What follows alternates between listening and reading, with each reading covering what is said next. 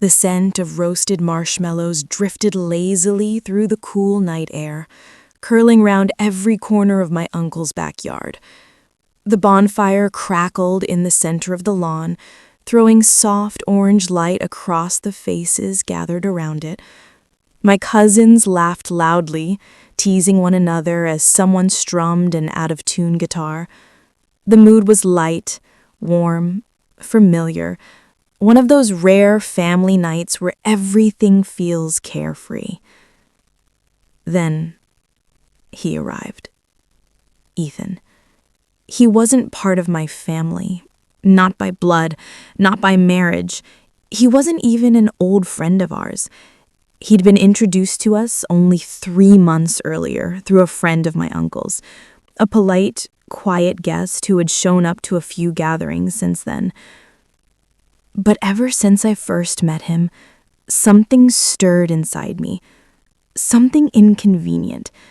Something I didn't have a name for. He carried a calm confidence, the kind that didn't try to draw attention, but still captured all of it anyway.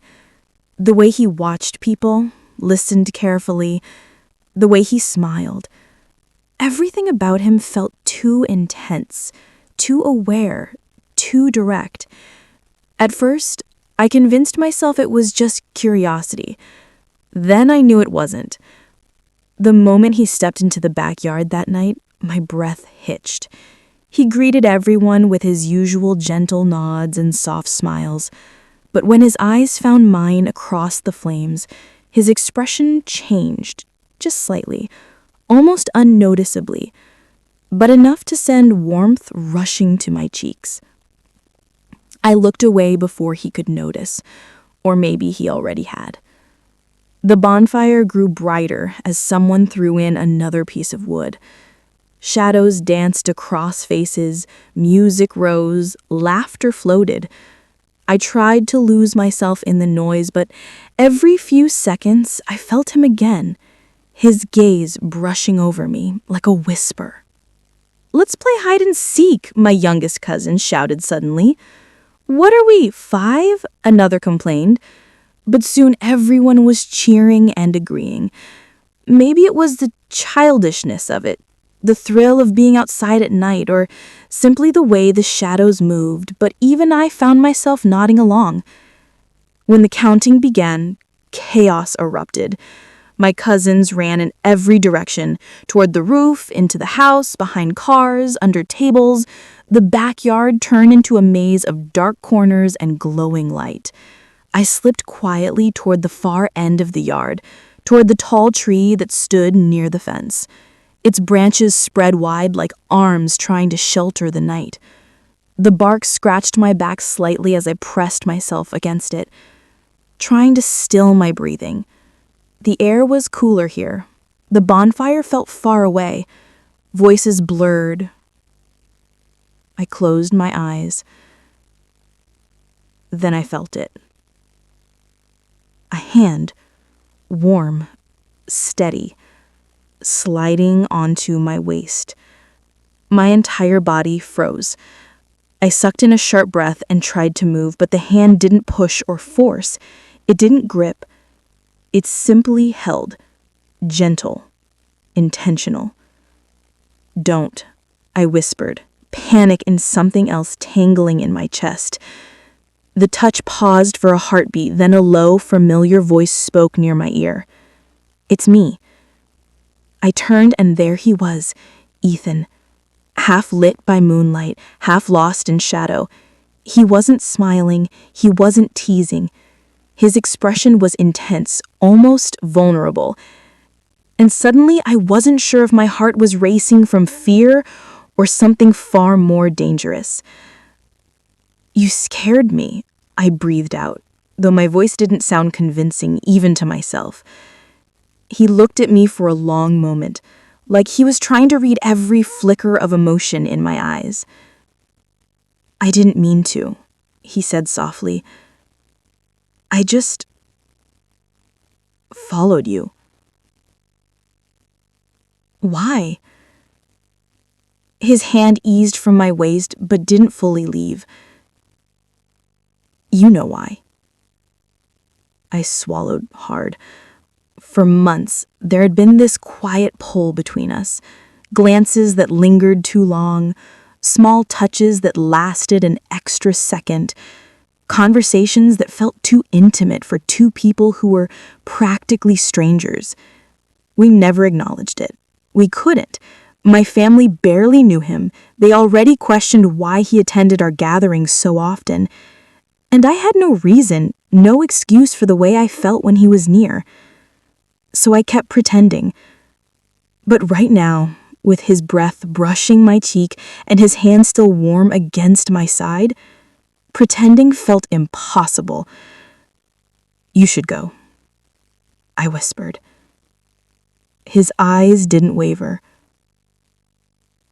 "Do you want me to?" My reply caught in my throat. I wanted to say yes. I wanted to push him away. I wanted to end this dangerous, growing thing between us before someone got hurt. But I couldn't.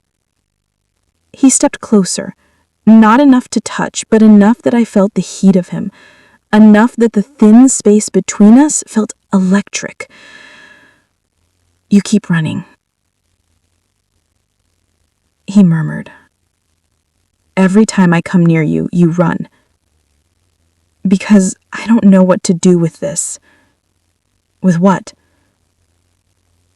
"You know," I breathed. His hand moved slowly, carefully, until his fingers brushed mine. Then he intertwined them with a tenderness that made my knees weaken. He leaned in slightly, just enough that his forehead almost brushed mine. He leaned in slightly, just enough that his forehead almost brushed mine. He leaned in slightly, just enough that his forehead almost brushed mine. He leaned in slightly, just enough that his forehead almost brushed mine. "Stop running from me," he whispered. "I can't." "Yes, you can." His fingers tightened around mine, and in that moment, the world around us faded. The bonfire, the music, the laughter, the searching footsteps of cousins trying to find their hiding friends. It was just him. Just us. His hand cupped my cheek gently, and time slowed. He hesitated. Just a breath, giving me space to turn away. But I didn't. When his lips touched mine, the kiss was unbelievably soft at first, like a question. Then, as if something in both of us finally snapped, it deepened. Slowly, then urgently, as though we had been holding this back for too long. My hands found his shirt. I didn't push him away. I pulled him closer.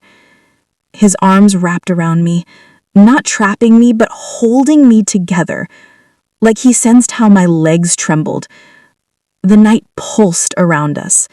His kiss was fire and storm and quiet confession all at once. I felt myself melting, losing all sense of time, all sense of restraint. "Ethan," I breathed against his lips, overwhelmed. He pulled back just enough to rest his forehead against mine, his breath unsteady. "You're mine," he said softly, not as a demand but as a truth he'd been holding too long. My chest tightened painfully. I should have told him to stop. I should have warned him that my family was protective, traditional, stubborn, that they wouldn't understand this, wouldn't approve, that they would turn this moment, this feeling, into a mistake. But I didn't say any of that, because in that moment, I didn't want to fight him.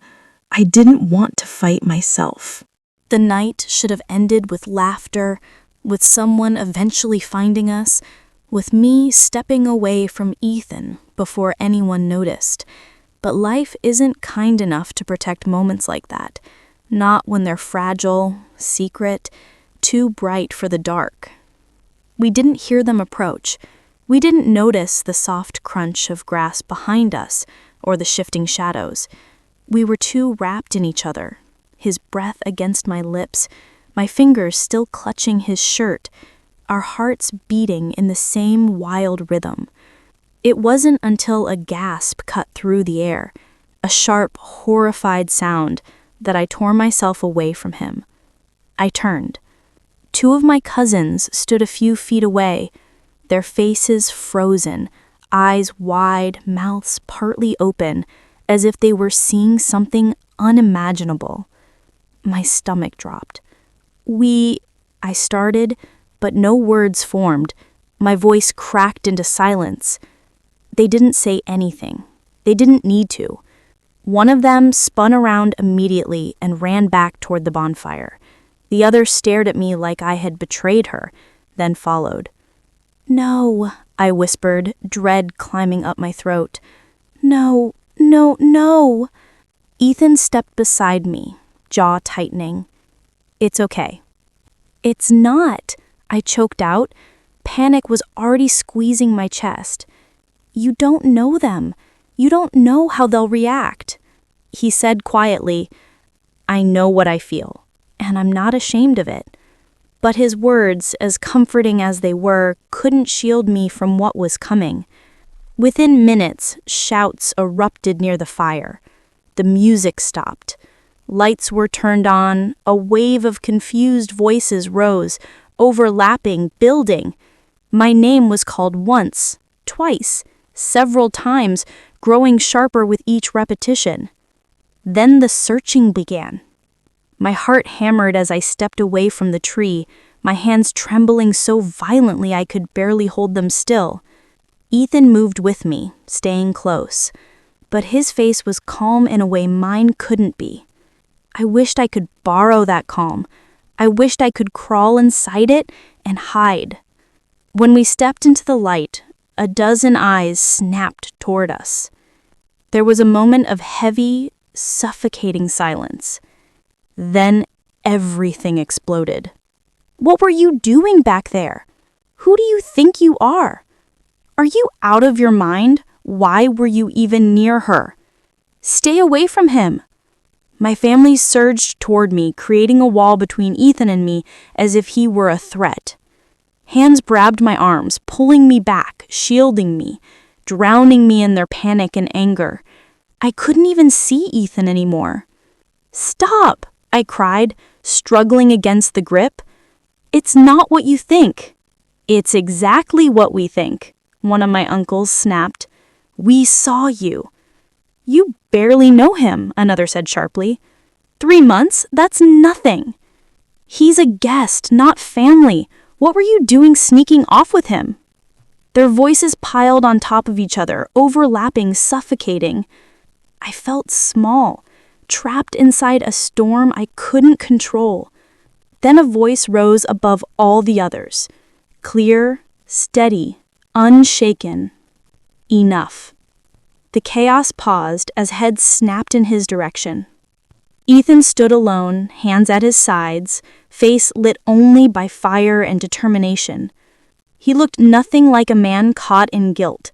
He looked unafraid, unapologetic. He stepped forward and the entire circle went still. "I should explain," he said calmly. My mother's voice trembled. "There is nothing you can say to justify what happened." "There is," he said. His eyes moved directly to mine, and for a second, the world quieted. "I care about her," he said, "more than you think." A murmur rippled through the crowd. My father stepped forward, his expression dark. "You've known her for a few months." "And in those months," Ethan interrupted, "I learned more about her than people who've known her whole life." The silence that followed was sharp. He didn't yell, he didn't raise his voice, but every word hit with a certainty that made my chest ache. He continued, "I didn't force her. I didn't trick her. I didn't take advantage. I care about her. I respect her. And I would never hurt her." My father's eyes narrowed. "Then why hide?" Because I knew this is how you'd react. His honesty sliced through the night. And for the record, he added quietly, I didn't go after her because it was easy. I went after her because I couldn't stop myself. The statement hung in the air like a confession no one knew how to receive. He turned toward me then, and the look in his eyes, steady, brave, unwavering, made my knees weak. I'm not ashamed of what happened, he said, and I won't pretend I don't feel something for her. My mother pressed a hand against her mouth. My father's jaw clenched. And my heart was pounding so hard it hurt. The conversation collapsed after that into arguments, accusations, panic. My family insisted I go home immediately. They told Ethan to leave. Someone pulled me by the arm before I could even say goodbye. The last thing I saw was Ethan standing alone near the fire, watching me with a look that held both apology and promise. The days after, silence filled the house the next morning. Uncomfortable, heavy silence. No one spoke to me beyond the bare minimum. My parents avoided my eyes. My aunts whispered behind doors. My cousins dared not come near me. The entire home felt colder than it ever had. By afternoon, my father announced that I was to leave, to stay with relatives in another city until things calmed down. There was no room for argument. I cried the entire way there. Days passed, then weeks. With every sunrise, I felt the weight of distance more sharply. I missed home. I missed the feeling of being understood. I missed him. He didn't call. My family had taken my phone. But messages found ways to reach me anyway. Small notes, sent through friends, cousins, anyone he could trust. I'm not giving up. I meant every word I said. I'll fight for us. Those 6 words kept me breathing. Every night I replayed the moment under the tree, the way he looked at me before kissing me, the gentleness of his touch, the fire in his voice when he told my family he cared about me. It felt too big to forget, too real to abandon. But my family was relentless. They tried everything, introducing me to more suitable men, filling my days with chores and relatives, lecturing me about trust and reputation. He's a stranger. You barely know him. This isn't love. You're being foolish. But I knew better. The world had many things, but it didn't have another Ethan. The knock. It was a cold evening when it happened. Rain was tapping against the windows, steady and soft. I was helping my aunt fold laundry when a knock echoed through the house. She opened the door, and there he was. Ethan, standing in the soft drizzle, hair damp, eyes steady, not even flinching as the rain soaked through his shirt. Behind him stood his parents, calm, dignified, supportive. In his hand, a small white envelope. I'm here, he said firmly, to ask for her hand in marriage. Properly. My breath caught. My aunt froze. My cousins nearby went silent. Ethan stepped forward, holding out the envelope, his expression unwavering. I meant what I said that night, he continued. I care about her, I respect her, and I want to build a life with her. My father, who had just entered the room, stared at him like he was seeing something impossible. You want to marry her, he repeated slowly, voice heavy. Yes. Ethan replied. No hesitation, no fear. His eyes shifted to mine, and in that moment, everything else melted away. For a long moment, no one spoke. The room felt suspended in time, frozen between shock, fear and disbelief. Rain whispered against the windows, soft but persistent, like it was urging the moment forward because none of us could. Ethan stood unmoving, holding that small white envelope as if it were the most sacred thing he had ever carried. His parents stayed just behind him, not trying to interfere, not trying to push their authority, only standing in quiet support. My father finally found his voice. "You barely know her." Ethan didn't flinch. "I know enough to be certain, and I want the chance to know the rest for the rest of my life." My mother stepped forward next, her tone softer but trembling.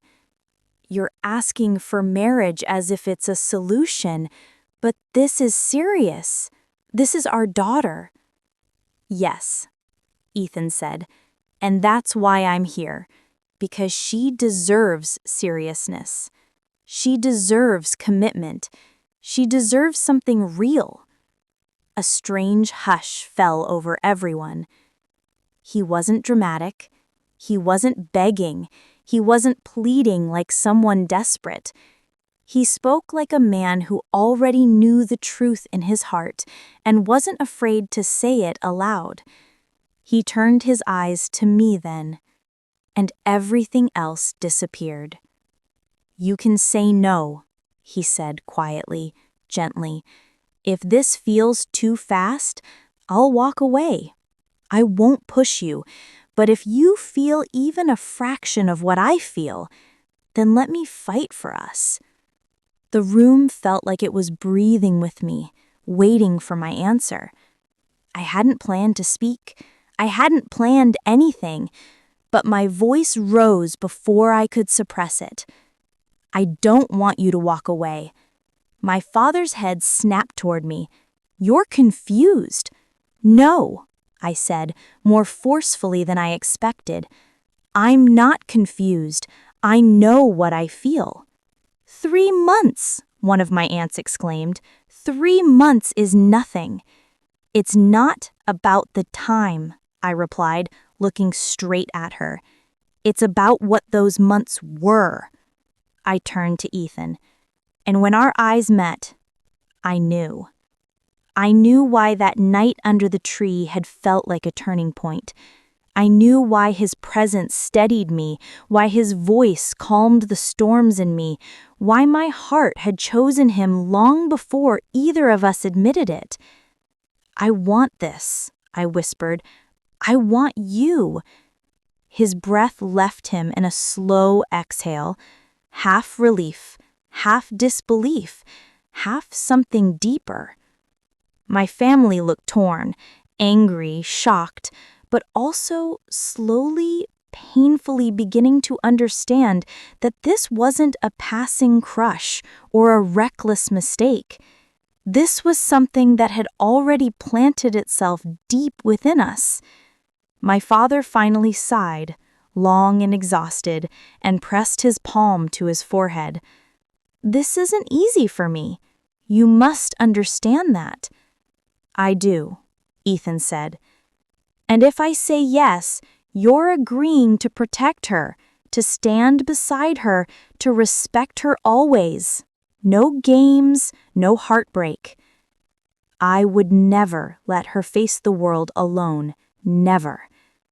The sincerity in his voice softened something in my father, not acceptance yet, but recognition. Recognition that this man wasn't here for infatuation, he was here for a future. My mother's eyes filled with tears, not the panicked kind like before, but soft ones, uncertain ones. "You really love her," she whispered. His answer came instantly. "Yes, with everything I have." The room grew still. Not a dramatic stillness, not cinematic, just quiet, like the moment right before dawn when the world holds its breath. My father looked at Ethan, then at me, then back at Ethan. "It's not an easy yes," he said slowly, but it's not a no either. A wave of relief swept through me so powerfully I could have sunk to my knees. My mother wiped her eyes, my aunts exchanged looks, Ethan's parents exhaled at the same time. But it wasn't over. "We'll think," my father added firmly. "This decision needs time, talks, proper discussions between families." "I understand," Ethan said, respectful, patient. "I'm willing to wait." He glanced at me once more, just a second, but it was enough to set my heart racing. Then he left.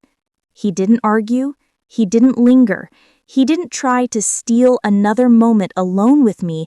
He showed respect, restraint, control, and in that choice, I fell for him even deeper. The slow yes.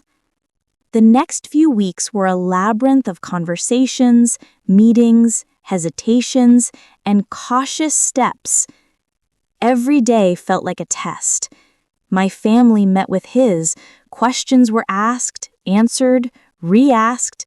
His job, his intentions, his future plans, his character, everything was examined with a microscope. Sometimes I felt tired. Sometimes I felt hopeful. Sometimes I feared they would change their mind. But Ethan never wavered. He checked on me through messages passed by relatives. He never complained, never pressured me, never asked for more than what I could handle. Once, he sent a note that said, "If the world stands against us, then I will stand with you against the world." Those words lived in my chest like a heartbeat. My family slowly, cautiously began to see what I already knew. This wasn't reckless passion. This wasn't flippant attraction. This was something that was being built intention by intention, day by day. And then, one quiet morning, without ceremony or warning, my father walked into my room with a slow sigh. "We talked last night," he said. I froze. He rubbed his face, looking tired but sincere. "If you are sure," he said, "truly sure, then we will support it." My breath caught. Tears blurred my vision instantly. "Thank you," I whispered, my voice breaking. "But understand," he added gently, "this love will ask a lot of you. Marriage will ask even more. You must be certain." I nodded. "I am." He didn't smile, but the weight in his eyes softened, and just like that, the yes was given. A slow yes, a difficult yes, a hard-earned yes, but a yes. The wedding. The months that followed moved in slow emotional waves. Preparations began. Families met more often, the air filled with the nervous, uncertain excitement of something beautiful taking shape. Not everyone supported it. Some relatives pulled away, others whispered, some didn't attend the functions. A few sent messages of disappointment disguised as advice. But none of that mattered, not anymore. On the wedding day, as I stood in the mirror in my white dress, hands trembling slightly, I felt a strange calm settle over me. This was real. This was happening. This was the beginning of something entirely ours. When the ceremony began, I walked down the aisle on unsteady legs, my heart pounding so loudly I could barely hear the music. But then, I saw him, waiting for me, looking at me as if the world had narrowed down to just one person, me. His eyes were filled with something too pure to be described, something that warmed every cold corner inside me, and in that moment, every fear, every doubt, every pain melted away. When the officiator asked if he would take me as his wife, Ethan's answer didn't tremble. "I do," he said, with a strength that felt like a promise carved in stone. When it was my turn, the words came out soft, shaking with emotion, but certain. "I do." And just like that, we stepped into a new chapter together. For a long moment, no one spoke. The room felt suspended in time, frozen between shock, fear, and disbelief. Rain whispered against the windows, soft but persistent, like it was urging the moment forward because none of us could. Ethan stood unmoving, holding that small white envelope as if it were the most sacred thing he had ever carried. His parents stayed just behind him, not trying to interfere, not trying to push their authority, only standing in quiet support. My father finally found his voice. "You barely know her." Ethan didn't flinch. "I know enough to be certain, and I want the chance to know the rest for the rest of my life." My mother stepped forward next, her tone softer but trembling. "You're asking for marriage as if it's a solution, but this is serious. This is our daughter." "Yes," Ethan said, "and that's why I'm here, because she deserves seriousness. She deserves commitment. She deserves something real." A strange hush fell over everyone. He wasn't dramatic. He wasn't begging. He wasn't pleading like someone desperate. He spoke like a man who already knew the truth in his heart and wasn't afraid to say it aloud. He turned his eyes to me then, and everything else disappeared. "You can say no," he said quietly, gently. "If this feels too fast, I'll walk away. I won't push you, but if you feel even a fraction of what I feel, then let me fight for us." The room felt like it was breathing with me, waiting for my answer. I hadn't planned to speak. I hadn't planned anything, but my voice rose before I could suppress it. "I don't want you to walk away." My father's head snapped toward me. "You're confused." "No," I said, more forcefully than I expected. "I'm not confused.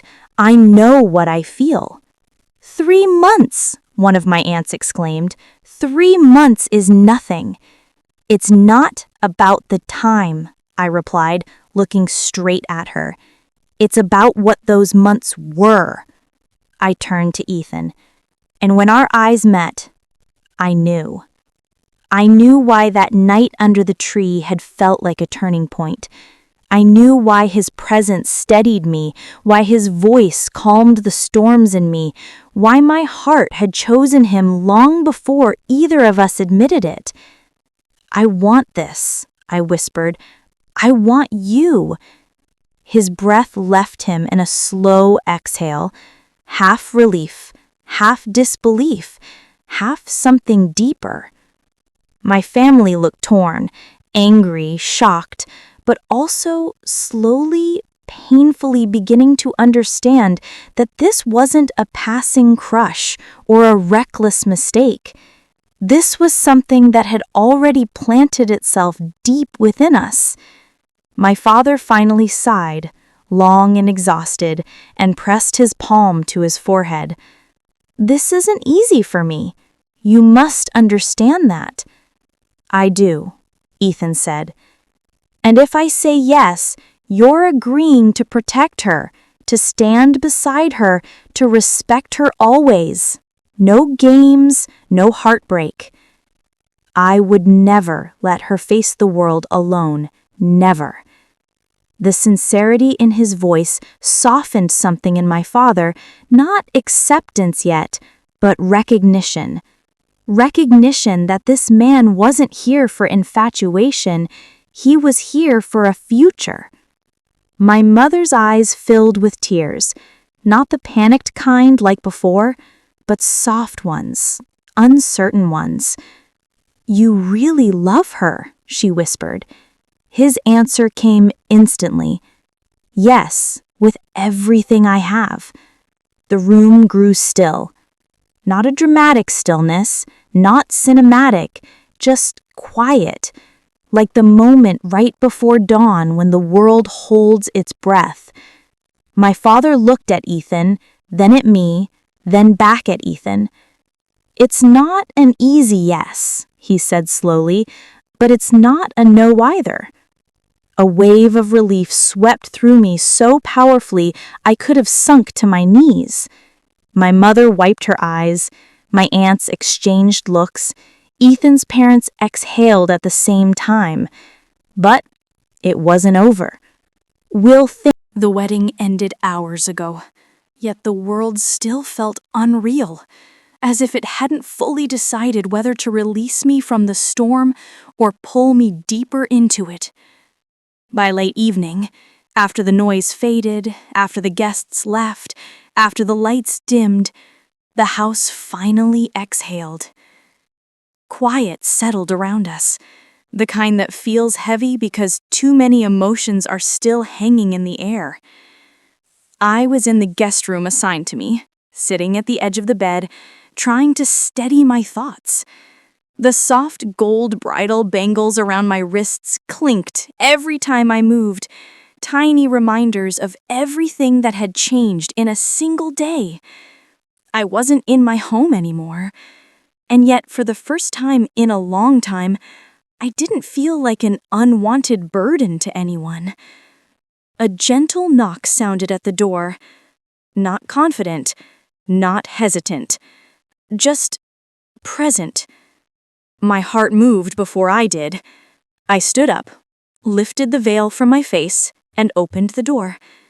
There he was, my husband now, leaning slightly against the frame, looking exhausted but relieved, as if he'd finally been allowed to breathe after hours of pretending everything was fine for everyone else. He wasn't dressed in his wedding clothes anymore. He'd changed into something simple. A plain kurta, sleeves rolled back, hair slightly messy, face washed.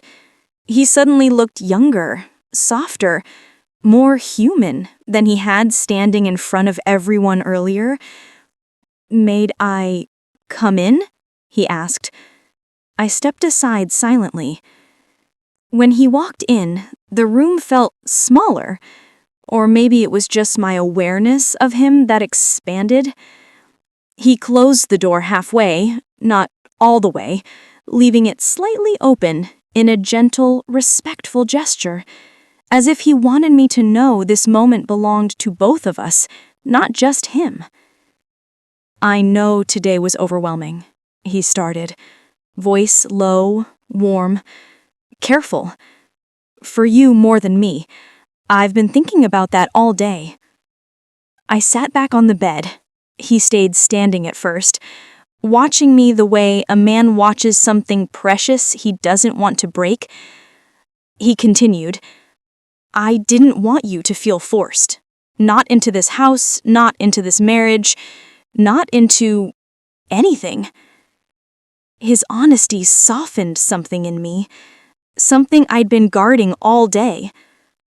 "I know," I whispered. He finally sat down beside me, not too close, but close enough that I felt the heat from his body. My fingers moved nervously over my bangles, and he glanced at them with a small, understanding smile. "May I say something?" he asked. I nodded. "You looked beautiful today, not because of the clothes or the makeup. You just carried yourself with so much strength. I don't think anyone realized how powerful you were standing there in the middle of all that chaos." I didn't know how to reply to something like that. No one had ever spoken to me like he did. As if my feelings mattered, as if my silence meant something, as if my strength wasn't invisible. He looked around the room, then back at me. I know we're strangers in many ways. We barely know each other, and I won't pretend that a few months of conversations are enough to understand everything about you. But I want to, at your pace, not mine. A warmth bloomed in my chest, slow, steady, undeniable. He hesitated for a moment, then added, "And tonight, I don't expect anything from you. Not out of tradition, not out of pressure. We can sit, talk, or you can sleep.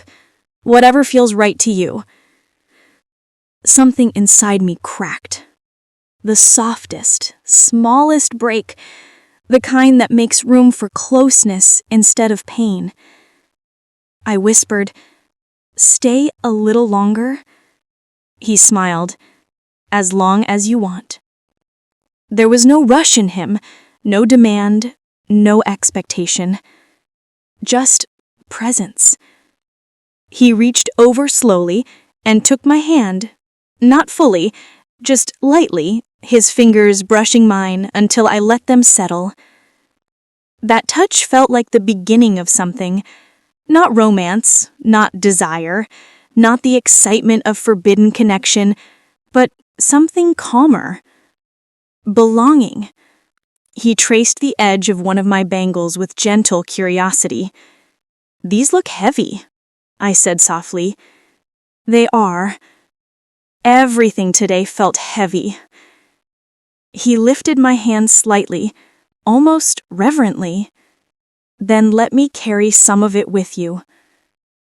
I looked up at him fully then, really looked at the sincerity in his eyes, at the kindness in his features, at the man who chose me not for convenience or pressure or tradition, but because he wanted me, because he fought for me, not just today, since the moment he met me. "I don't know how to do this," I admitted, voice trembling. He shook his head. "You don't have to know. We'll figure it out together." Outside, the wind brushed lightly against the windows. Somewhere in the distance, a dog barked. The world continued, unaware of the small, fragile moment happening inside this softly lit room. For the first time in years, my heart didn't feel like it was running from something. It felt like it was moving towards something. And him, sitting beside me, holding my hand, waiting for me, felt like a beginning I didn't know I needed. He leaned slightly towards me, slow enough that I had time to stop him if I wanted to, but I didn't. He placed the softest kiss on my forehead, warm, steady, protective, a gesture with no demand behind it, just a promise. "I'm here," he whispered, and I believed him.